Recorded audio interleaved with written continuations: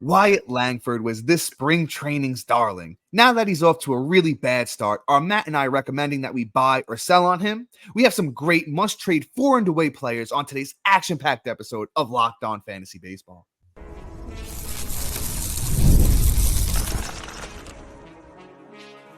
You are Locked On Fantasy Baseball, your daily fantasy baseball podcast. Part of the Locked On Podcast Network, your team every day. Hello, fantasy baseball fanatics, and welcome to the Locked On Fantasy Baseball podcast, brought to you by the Locked On Podcast Network, your team every day. As always, we're your number one source of fantasy baseball knowledge, and thank you for making us your first listen each and every day. I'm your host, Dominic Martino. You can find me on Twitter at DonMartinoFB. Here, as always, with my brother, my co-host, my partner in crime, Matthew Ane, and you can find him on Twitter at Matthew_Ane. If you're listening on a platform like Apple or Spotify that allows 5-star ratings and reviews, we would truly appreciate it if you could do that for us. And if you're watching on YouTube and you haven't already, hit that little bell below and subscribe to the channel, and also gives you a notification every time we drop a new episode. And lastly, but most importantly to Matt and I, guys, join us on the Subtext platform. The link to our Subtext is in our bio or available on all of our social media platforms. Through Subtext, it's an in-depth personalized experience. Through text messaging, you get alerts right to your phone, including injury alerts, prospect call-ups, and so much more than we can offer here in this 30-minute episode. And today's episode is brought to you by Monopoly Go. I admit it, I have a competitive side, and it's a big fan of Monopoly Go, the mobile hit twist on the classic Monopoly. So join your friends and download Monopoly Go, now free on the App Store or Google Play.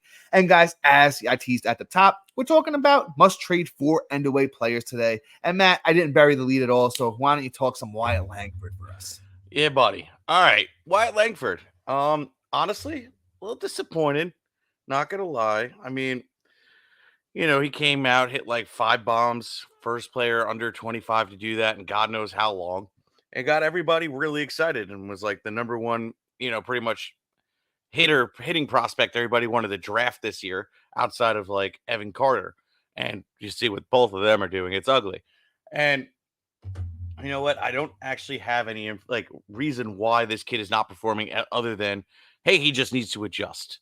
And I think the window is closing very quickly in order to acquire Wyatt Langford, just based off of the fact that he finally got his beak wet and got his first home run the other day. Now, somebody still could be very fatigued. As if you drafted or like later, like as close to opening day as possible, Wyatt Langford was going well into the top 100, probably like a top 75 pick. Yeah. And I've seen him go in the top 50 in drafts close to opening day. Right. And like a lot of analysts were doing it as well. And I did it in one league just for fun. But ultimately, like, you're pretty pissed because you picked this guy super high and now you're like, okay, he's a dud. And you took a big gamble. So now is the time to capitalize, even though he got his beak wet. You might still be able to go out there and get him on the cheap, like in redraft leagues. In keeper and dynasty, it's going to still be hard to go out there and obtain him because you're going to hold on to the kid. The kid is like a baby and just got into the MLB. Like, it's just not going to be a thing. So in redraft leagues, though, I 100% say go out there trying to acquire him now because we might see that power and him as a whole arise. And the one thing we don't have data on is Wyatt Langford's actual like statistical month by month breakdown of him as in the college and in the minors, because they don't have those breakdowns for us. They don't care. They're not going to give us those stats. So this just might be Wyatt Langford's profile, right? He's a slow starter. Julio Rodriguez is a slow starter. And a whole bunch of other players are just slow starters that eventually, the second it gets a little warm, the ball starts flying out the park, and it's just how you doing. So Wyatt Langford, I think, not only is going to bounce back, but I think is somebody you need to acquire now that's going to put you over the edge going into the playoffs and the rest of the season. Yeah, Matt. Great job with Wyatt Langford there. I got a little bit to add though about the young boy Wyatt Langford, and I really think this is the perfect. There's no better time to buy because Wyatt Langford owners, even the ones that paid a high price, tired of it at this point. Even the last 2 weeks, Langford, hitting 220 with the one homer Matt mentioned, only 3 RBIs. He's so much better than that. The Texas Rangers are a great team. I really think this kid's going to flourish. The one stat that really, really is good to me, and you don't even have to deep dive for this stat, is the walk to strikeout ratio. He's not really doing that bad. 11 walks, 24 strikeouts, not really horrible. So I do like to see that. The one thing is he hasn't really gotten got off to hitting the ball hard yet. And as Matt said, with the warmer weather coming, he's going to do that. The sprint speed looks great, 98th percentile for sprint speed. So, those steals are going to come as well. We got a guy that could be a potential 5-category contributor here at Wyatt Langford. So buy low while you can, even in dynasty leagues. There's no better buying opportunity than right now. If once this kid starts getting it going, that price goes up in every single kind of league. So if you really believe in him, I think you can go out there and get a deal that will benefit you in the long run. Let's keep things pushing here. Let's talk some Walker Buehler. Somebody that's been a very interesting guy, with his injuries over the last couple of years. We thought he was coming back at the end of last year. They prolonged it. And I know I was under the intention that he was going to be ready for opening day this year. They announced he wasn't. And honestly, so far in his minor league rehab assignment, hasn't really, looked great so far. 5 starts, 4.86 ERA for Walker Buehler in his rehab assignment this year. 16.2 innings, 16 strikeouts, a 1.68 whip. So once again, kind of same thing with those Langford owners. The Buehler owners getting a little bit fatigued, don't know when he's going to come back.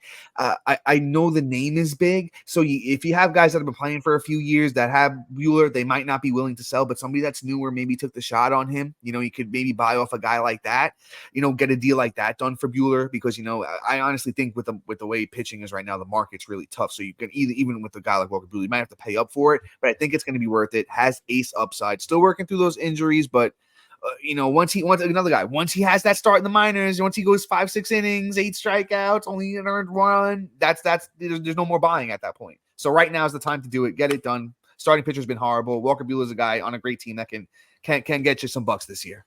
Yeah, and I mean, you also got to look too at their team landscape. So like if they're bogged down by injury and they're really trying to hold on to this dude, you might be able to be like, hey, listen, I got this guy that's performing now. And just give me Walker Buehler, and you could finally make some room in your lineup to then get Walker Buehler off and actually have an active player and not be hampered by this guy just clogging up your IL spot, because you still don't know how he's going to perform once he comes back. Even though I love Walker Buehler, I think he's going to be just fine. I know the reports of him in the minors sounds pretty good too. Walker Buehler is a must acquire right now, but I'm going to move on. I'm going to talk about somebody that's a little bit more interesting. Pablo Lopez. Pablo Lopez has a long track record of just being successful when he's healthy. In the last 2 years, he has managed to stay healthy. This year, he's getting hit up. He's only had 2 games under 3 ERA, and every other game has been above 4 with 2 surprisingly uncharacteristic starts where he's gotten blown up with a 7 ERA and 11 ERA, where he's at least been successful in the K department. What I've been seeing is Pablo Lopez is throwing his fastball a hell of a lot more and giving up some power. Yes. You took the words out of my mouth. Yeah, and what I don't like is he's throwing it his fastball 45% of the time, and he's not a guy that has like a blow you away fastball, right? It's 94.5 miles an hour. It's not like it's like a 97, 98, 100 mile per hour fastball. Like you can't be super successful with that pitch on its own, throwing it almost 50% of the time.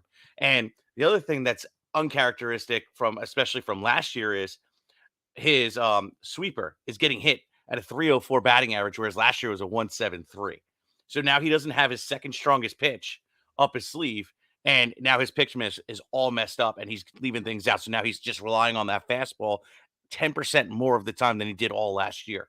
So I feel like there'll be a return to the mean where he'll be able to figure out how to just change something with that sweeper to be able to, mix things up, and it'll make him more successful. So right now I say go out there and acquire Pablo Lopez, especially with the way he's pitched over the last this whole year essentially, and you might be able to go out and acquire him cheaper. And honestly, I had Pablo Lopez as like 13, 14 coming off the board for me as starting pitcher. So getting the upgrade for him and even, trading a Cole Reagans for him, I think is like the perfect move, especially since Cole Reagan still has some hype. So right now, go out, get the old air quote busty Pablo Lopez, who's still sexy in my opinion, and give away the sexy Cole Reagans in my opinion. And guys, if you want to, find out if I agree with Matt or not here on Pablo Lopez, you're going to have to hang in with us because we have a great sponsor to talk to you about real quick. It's playoff time in the NBA and NHL.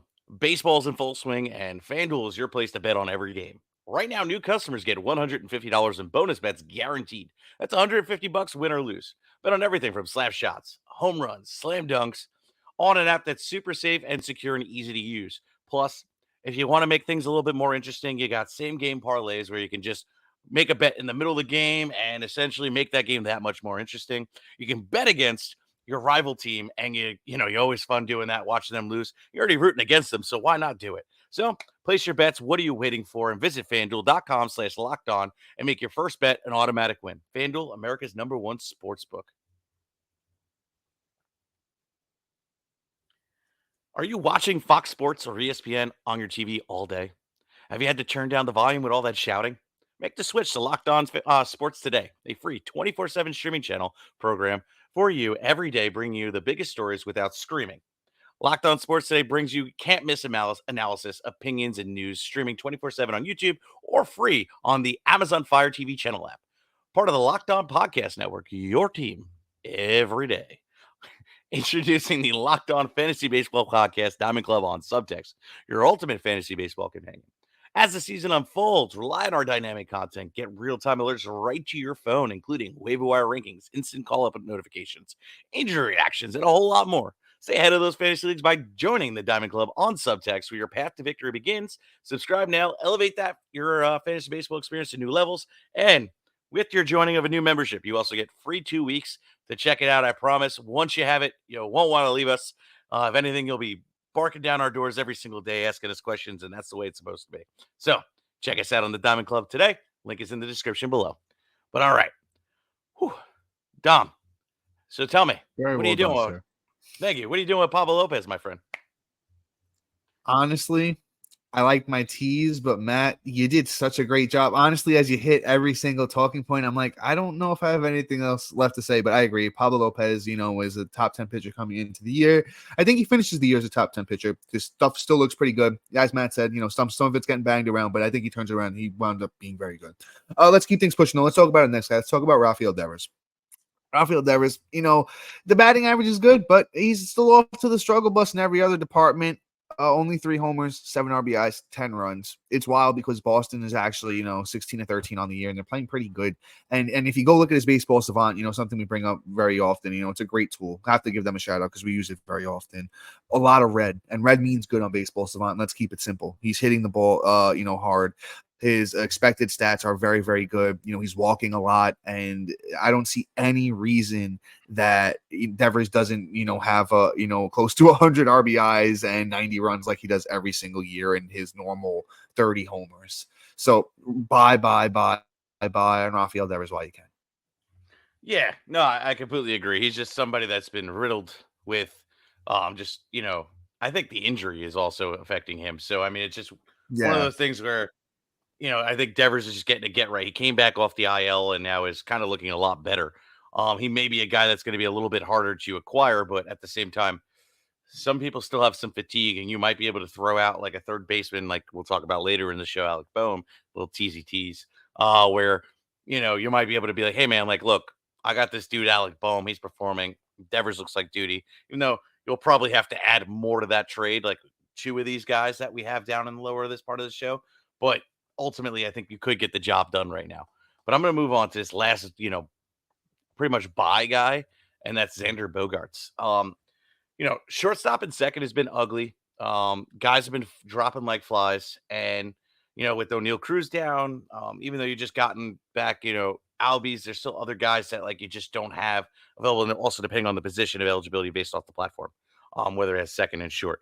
But Xander Bogaerts, I feel, is just underperforming, and I think there's a course correction.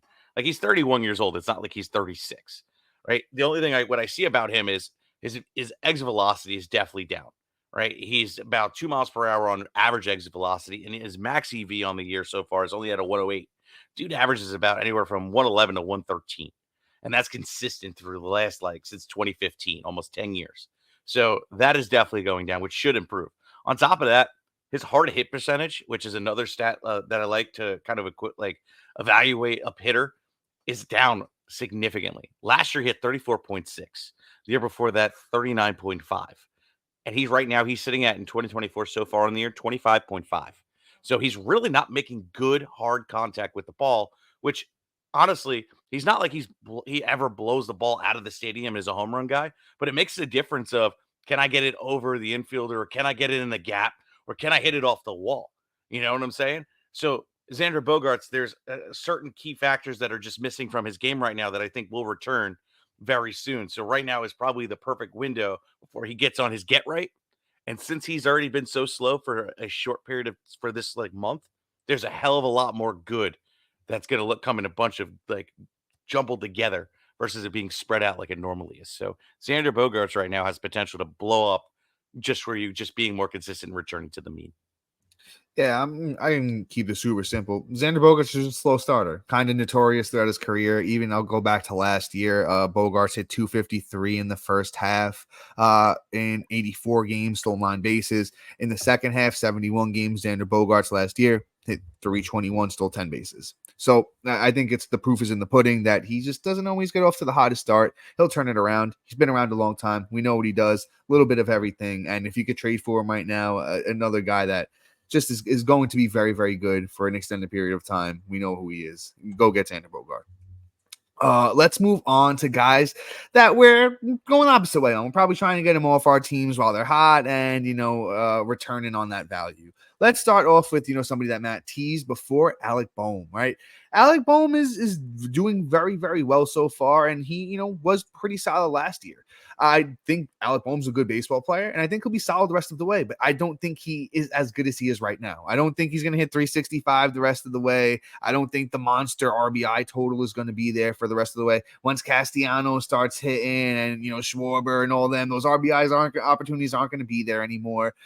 He's not a huge power or speed guy either, so he's not going to blow you away in either one of those categories. So, even if Bohm hits 300, which he's capable of, I don't think all the other stats are going to be blowing you away. If anything, maybe the RBI total is nice this year and, it's 90 plus like it was last year.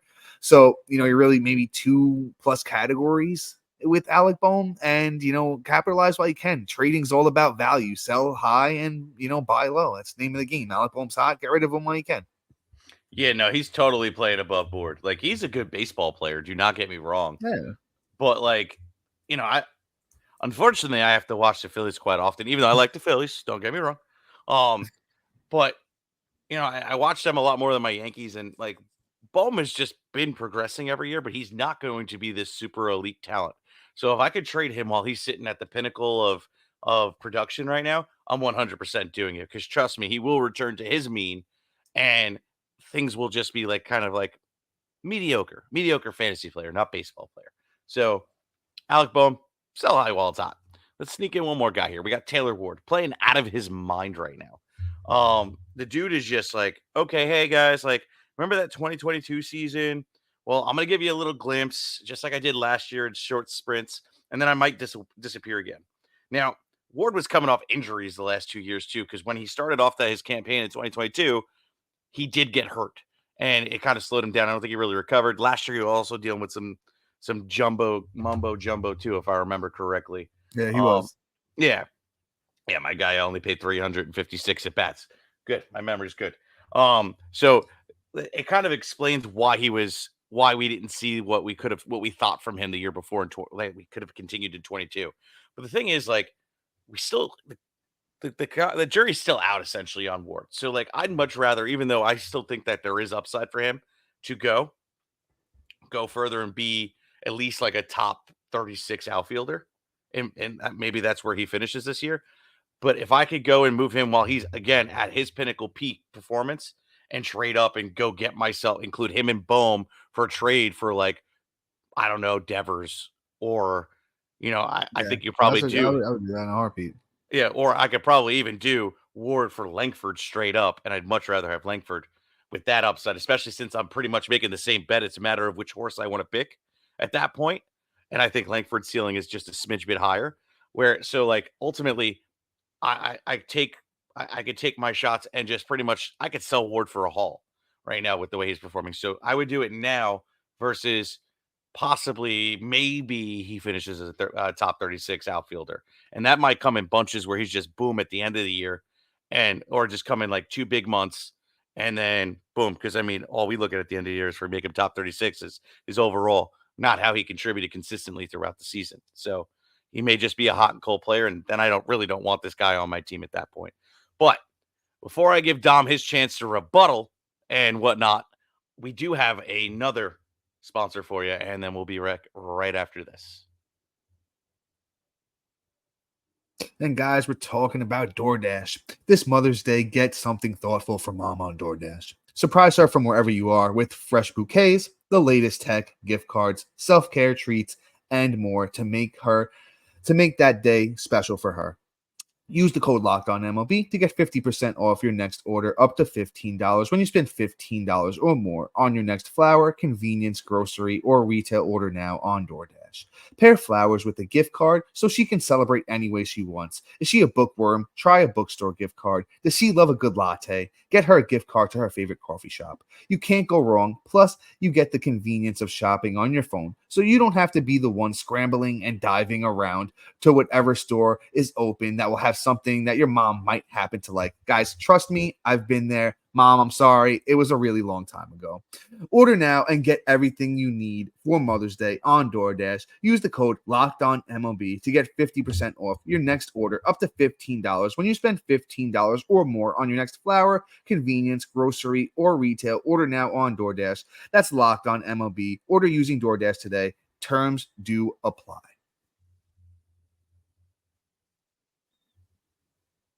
And all right, guys, unlike Pablo Lopez, I do have a couple little thoughts to throw in on Taylor Ward. Honestly, I'm not a guy that's big on, injury dudes, except when it's really prominent, and Taylor Ward's a guy who's just always been banged up. As I mentioned, 2022 is his best season, his most healthy season, and he was great that year. 135 games though, 495 at-bats. I mean, I just think Taylor Ward's a guy at 30 years old. The kind of book's already written on him. I don't think he's going to have a breakout monster season. Even if he does do the 20 homers and the 280 batting average, I don't think the counting stats are going to be monstrous on that Angels team. So we'll kind of see where things go with Taylor Ward, but sell while you kind of still can, while that window's still a little bit open. Let's move on to somebody else here. Let's move on to Dalton Varsho. Dalton Varsho is an interesting one for me. I've never really been a full believer in that. Oh, he's an above average player is really great. It was nice when he had the catcher eligibility. Yeah, sure. But, I think, again, kind of a guy that the proof is in the pudding. 27 years old. I think we kind of already seen his best season in, 2022 with the 27 homers and 16 steals. But it comes with a 235 batting average. And I honestly don't know, with this Blue Jays team being 14 and 15, don't know, Bobichet's having a down year, Vladdy's having a down year. How good are the counting stats going to be for Varsho? And if his upside is only a 230 batting average, I mean, I can get that elsewhere. I think it's another guy I could kind of just sell while he's hot with the 6 homers and the 3 steals, and everyone remembers, oh, Varsho was supposed to be really good. Not really a guy that I'm buying in on, though. I really looking to sell on Varsho. Agreed. I mean, also too, like you look at it, and he's a waiver wire pickup in most leagues. Like nobody was really drafting him in a hell of a lot of spots just based off of how he flopped last year after making the move. So Varsho is just somebody now that's like, oh, okay, maybe he's a post hype guy, and maybe we're all just a year late on him. I don't think so. I think he just is who he is, and I think last year was kind of more of who he is than anything else. So yeah, sell high right now. Don't buy into the Varsho hype. I'd rather lose out on him and upgrade now and get a guy that's going to be more consistent down the road versus the ifs, thens, and maybes, and just get him out now. He's the perfect name to kind of just dwindle out there in a trade because of the post hype the post hype essentially. Matt, All right. Matt, can I say one more thing about Varsho real quick? And I'm not going to get like nitpicky with all this stuff or get into detail, but all the underlying stuff looks really bad. Like none of the underlying stuff actually really is supporting what he's doing right now. So But I'm sorry, Matt. Didn't mean to interrupt you, brother. No, it's a great point, and yeah, I completely agree. All right, we're gonna switch over. We're gonna talk about Aaron Nola. Get into a pitcher that we should be selling high on, kind of. So like, he's the one guy I'm a little hesitant on trading just based off of this is the other year. And it's weird. So like, this is Nola to a T, right? And this is no, shame or me talking any kind of poop on him, but essentially, he has one bad inning, and that's his ERA. It's never like, okay, like he just looks bad. It's just one inning, gets blown up. This year, he's just been consistently good and not giving up the one inning that pretty much just puts his week to crap. So right now you could kind of hold on to him, or you could trade up. Now, how high can you go? How high am I going to trade Nola for? I'm going to ask for a lot. So that's the difference, right? You're going to have to ask for a lot and you're going to have to shoot your shot. Now, if you can upgrade, I don't even know where I'd begin, but like you could, if you're a team that's like you have Nola and you have depth at pitching and you need to fix like your bench, your bats since you lost like a Royce Lewis and an O'Neal Cruz and whoever else, you could trade Nola and get a haul for a bunch of high level guys that are going to be consistent down the stretch, and just pretty much move on. And if it doesn't hurt you, it doesn't hurt you because Nola was probably like your pitcher 2, pitcher 3 in some leagues. So yeah, trade him now and just fill those holes. Otherwise, I'm probably sticking around. He's the one I'm sitting on the fence of what I should do and should not do.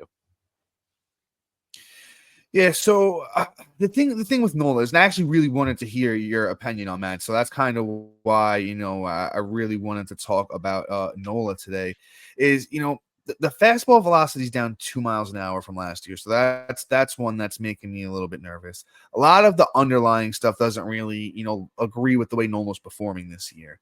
And I know that it's always been the every other year thing with Nola for a long time now, and I get that. But at 31, I'm just and if the underlying stuff isn't really liking it, and at 31, I'm like, okay, when's the other wheel falling off? I'm like, I know Aaron Nola. I owned Aaron Nola in a keeper league for 5 or 6 years, so I kind of know what comes with having Aaron Nola. And as Matt said, it's those blow up starts. So I think you sell right now while it's hot. The last 2 starts, 10 strikeouts, 8 innings, another 8 innings against the White Sox, 7 strikeouts, 7.1 innings against the Rockies, 9 strikeouts. He's not really beating up on great teams. I mean, in his first start, he got killed by Atlanta, and then he Washington, St. Louis, Colorado, the White Sox, and San Diego. I mean, if the shoe's going to fall off the other foot at some point, I guarantee it. You sell right now while it's hot. The only point I have to I saw all that, and the only thing I know about Nola is what they're doing with him is they're kind of rolling him out slower, and he's not fully throwing the ball as hard yet. Meanwhile, I mean, it's only 2 miles an hour, but it does make a difference. So I could see how. Oh yeah, 2 miles an hour is a big difference. It is, but at the same time, he could be just warming up. Yes, he looks fantastic, but again, as the season goes and he gets a little bit more stretched out, and also too gets a little bit warmer, I guarantee that ball is going to come out of his hand just a little bit faster. Nola has never really dipped, and even though 2 miles is a lot, I don't think he's lost it. Like, the dude looks good out on that mound. So, like I said, yes, everything says point to sell high. He's the one guy I'm just saying, hey, if you're going to do it, get a haul. If not, hold on to him, because I'd rather have him than some of the other options out there. So, yeah. But all right. See, I wanted to go back and forth about Nola. I say, what, I might as well just finish the show with him because, I think it's a great name. I think Aaron Nola is just a great name to talk about. In a world right now where starting pitcher is very tough to come by, and someone's telling you to sell one of the better starting pitchers. And even hold out after his next start. He gets San Francisco in his next start, another team that he can go out there and beat up on. But I even if he gets the 2 miles an hour back that he had last year still wasn't a great year for him. I just think at some point, because his last 6 starts have been great, the shoe falls off. He's going to go into that bender. So if you're in those roto leagues, yearly leagues where the stats accumulate over the year, those are leagues where you should really, really be looking to sell. Anywhere else, as Matt said, if you can't get a bargain for them, then move on and see where things go. But Matt, anything else to add on today? We could throw it out there. Joey Loper Fido got called up for Houston Astros. Matt told you to stash him. That was a great one. If you guys listened to Matt, you guys made out like a bandit out on that. He's going to be great. He was smashing the ball in the minors. Yep. No, that's it for me. But yeah, guys, please like, subscribe, comment, rate, review, and if you can, join us on the Diamond Club, because I promise you'll be getting your leg up on your whole league. With that being said, guys, have a great rest of your day.